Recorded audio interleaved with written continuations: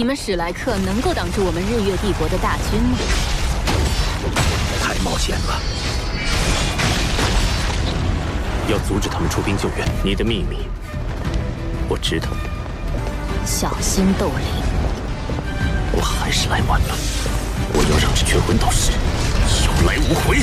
絕世唐門164集，霍雨浩深夜偷偷見橘子，橘子發起斬首行動，覆滅鬥靈帝國。剛剛與帝天死戰落幕的霍雨浩，歷經生死淬煉，成功突破桎梏，修成獨一無二的陰陽互補雙魂合。這一次突破，徹底重塑了他的根基，讓他的魂力性質發生翻天覆地的變化。雖然武魂融合技因魂力異變受到影響，無法再與唐武童完美聯動，但他的綜合戰力實現了斷層式暴漲，魂力總量堪比96級超級鬥羅。雙屬性陰陽魂力兼具極致韌性與急速恢復能力，搭配龍丹淬煉的超凡肉身、冰極戰神甲的防禦加持，再加上出窺門鏡的空間奧義與巔峰模擬魂技，讓他徹底踏入大陸頂尖強者之列。哪怕正面抗衡97級超級鬥羅，他也足以自保不敗。突破後的霍雨浩冷靜復盤戰局，心中滿是憂慮。日月帝國的恐怖戰力在此次對抗帝天的戰役中展露無遺，連獸神都要避其鋒芒。史萊克萬年基業根本經不起正面硬拼。為了破局，他早已提前布局，特意支開唐武童，讓他前往鬥靈帝國遊說皇室，希望能勸阻鬥靈放棄馳援史萊克，避免捲入戰火，淪為炮灰。可他心中清楚，這不過是盡人事聽天命。面對日月帝國這個共同的滅世強敵，鬥靈、星羅兩大帝國絕不會錯過聯手抗敵的機會。清朝馳援已是定局，玄老早已看透局勢，坦言史萊克早已沒有失敗的資本，為守護學院根基，只能自私求存，死守待變。白天一戰，霍雨浩引動極致戰力，重創日月大軍，卻也徹底摸清了敵軍的恐怖底蘊。為了掌握戰局主動權，不給日月帝國強攻史萊克的機會，傷勢出獄，實力大成的霍雨浩下定決心鋌而走險，深夜孤身闖入綿延百里的日月帝國大營，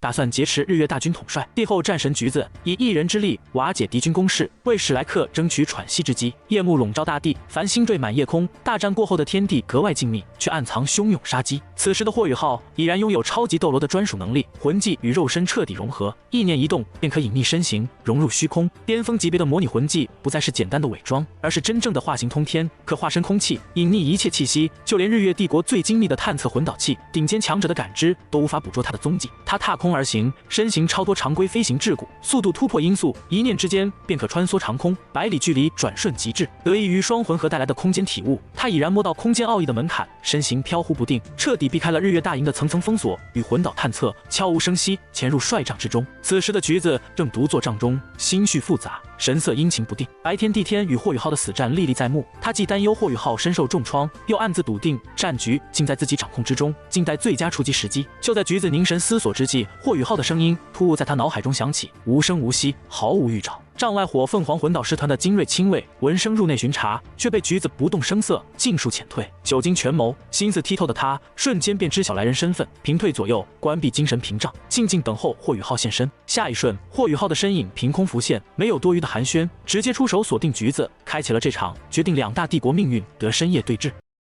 在霍雨浩的預想中，這場對峙毫無懸念，自己實力暴漲，戰力滔天，橘子只是一介權謀統帥，無頂尖戰力傍身，只需將他囚禁，日月大軍便會群龍無首，不戰自亂，史萊克之危便可迎刃而解。可他萬萬沒有想到，自己看似完美的劫持計劃，從一開始就落入了橘子的算計之中。橘子全程坦然順從，沒有啟動帥帳內暗藏的機關陷阱，沒有呼救求援，甚至放棄了所有自保手段，閉目靜待，一副甘願赴死的模樣，讓霍雨浩瞬間陷入被動。霍雨浩心念微動，開啟空間能力，帶着橘子瞬間遁入自己的專屬亡靈半位面。這片隱秘空間是他最大的底牌，連獸神帝天都無法開闢，足以徹底囚禁橘子，隔絕一切外界聯繫。抵達隱秘營地後，霍雨浩褪去強勢，直言自己的目的，想要以囚禁橘子為籌碼，逼退日月大軍。可橘子接下來的一番陽謀辯駁，徹底擊碎了霍雨浩的計劃，精準拿捏了他所有軟肋。橘子冷靜剖析利弊，字字誅心，句句在理。他直言自己若是莫名失蹤，外界只會認定是史萊克所為。屆時野心勃勃的徐天然、陰狠歹毒的聖靈教國失蹤離屋，會立刻借機發難，無視一切局勢，指揮百萬日月大軍瘋狂強攻史萊克城。他在軍中尚可壓制聖靈教的激進攻勢，約束大軍作戰節奏。可他一旦消失，無人制衡的聖靈教必然會全力開戰，不惜一切代價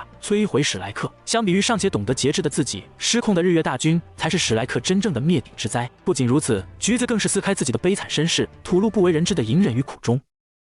他坦言自己從未得到過徐天然的真心，不過是皇帝穩固政權、征戰天下的工具。徐天然身心殘缺，毫無夫妻情誼，甚至逼迫他借種生子。他唯一的執念與軟肋便是獨子徐雲漢。他征戰四方，推動戰火，從來不是為了輔佐徐天然一統大陸，而是為了積攢勢力、掃清障礙，為兒子未來執掌天下鋪路。極致的溫柔與悲涼交織，清醒的權謀與決絕並存。橘子的一番肺腑之言，徹底擊潰了霍雨浩的心理防線。他本就重情心軟，對橘子始終懷有複雜的愧疚與舊情。面對這般隱忍悲情、坦蕩剖析，終究無法痛下殺手，將其囚禁。橘子更是拋出終極籌碼，許諾只要霍雨浩刺殺徐天然，掃清他與兒子的障礙，他便承諾10年之內不再發動戰爭，給史萊克、鬥靈、星羅三大帝國10年的喘息發展之機。10年和平對於岌岌可危的鬥羅三國而言，無疑是絕境中的曙光。霍雨浩徹底動搖，心中的殺機與決斷盡數消散。他清楚，以目前鬥羅大陸的戰力，根本無法正面抗衡日月帝國的魂島軍團。10年發展期足以扭轉戰局。權衡利弊，萬般糾結之後，霍雨浩徹底放棄了劫持囚禁的計劃，選擇放過橘子。而這一切都在橘子的預料之中。他太了解霍雨浩的性格，重情心軟，顧全大局，永遠不會為了戰局犧牲無辜，背負殺戮罵名，更不會對自己痛下殺手。這場深夜私會與對峙，看似是霍雨浩佔據主動，實則是橘子的一場完美表演。他用真情偽裝，利弊博弈，成功穩住霍雨浩，讓他放棄干預自己的全盤計劃。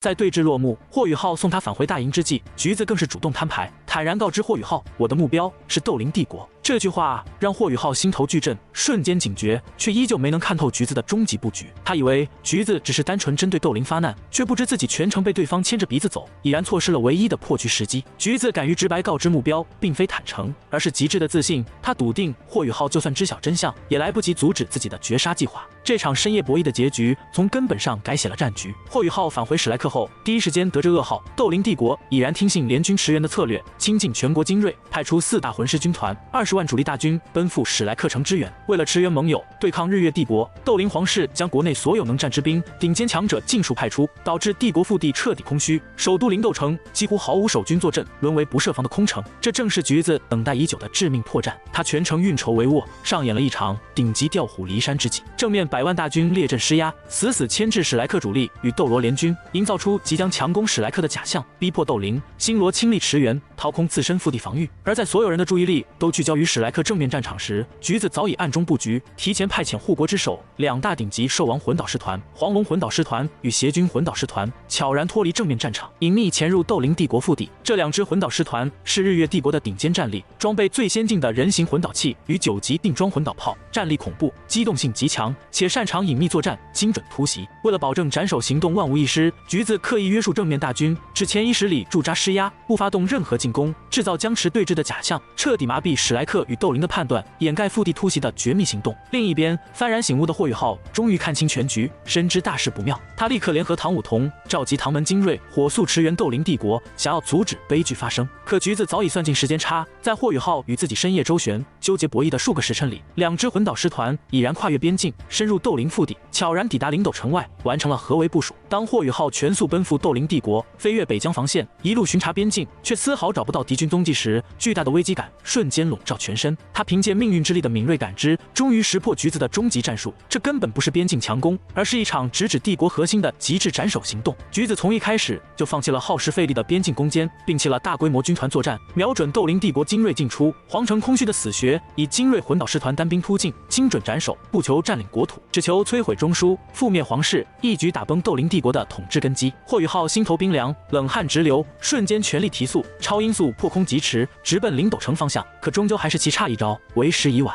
當他逼近鬥靈首都，放眼遠眺，昔日繁華鼎盛的靈斗城已然淪為人間煉獄，漫天濃煙衝天而起，火光染紅整片天際，劇烈的魂力轟鳴，炮火爆炸聲連綿不絕，整座皇城都在熊熊燃燒。9級定裝魂導炮的恐怖威力撕碎了靈斗城薄弱的防禦，摧毀了城內的宮殿樓宇，無數建築坍塌損毀，百姓流離失所，死傷無數。日月2大頂級魂導師團精準鎖定皇宮核心區域，展開毀滅性突襲。沒有精銳守軍抵擋，沒有頂級強者坐鎮，沒有完善的魂導防禦體系，鬥靈皇室的核心力量被盡數屠戮，皇室宗親、朝堂重臣幾乎無人幸免，傳承1000年的鬥靈皇室徹底覆滅。這座屹立大陸1000年的帝國都城，在橘子的斬首戰術之下，頃刻間土崩瓦解，鬥靈帝國中樞徹底崩塌，名存實亡。抵達戰場的霍雨浩滿心悲憤，殺意滔天，卻無力挽回既定的敗局。他清晰看透了橘子的全盤戰略，覆滅鬥靈首都，摧毀帝國中樞後，遠赴史萊克馳援的20萬鬥靈精銳必然軍心大亂，無心戀戰，只能倉促回撤平亂。史萊克正面戰場場的聯軍戰力瞬間崩塌，鬥靈帝國徹底喪失競爭力，淪為待宰羔羊。日月帝國無需耗費重兵圍剿，便可輕鬆吞併。同時，失去鬥靈盟友的星羅帝國獨木難支，正面抗衡日月大軍的壓力劇增，最終會被日月帝國雙線夾擊，逐步蠶食。整場戰局，橘子未嘗一敗，步步絕殺。他以一己之力，憑極致權謀與戰術布局，利用人心弱點、戰局漏洞、地緣優勢，不費大規模兵力，僅靠2支精銳魂導師團，一場深夜心理博弈，便兵不血刃覆滅一個老牌帝國。他精準拿捏所有人的心思，算準了鬥靈的馳援之心、史萊克的守局之念、霍雨浩的心軟之臂，將每一個對手的選擇都化作自己制勝的籌碼。